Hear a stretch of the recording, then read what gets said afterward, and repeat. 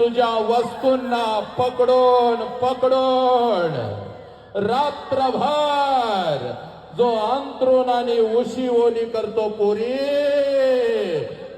त्या देव माणसाचं नाव बाप आहे पोरी, त्या देव माणसाचं नाव बाप आहे. तुझी आई म्हणते आहो सावरा की स्वतःला,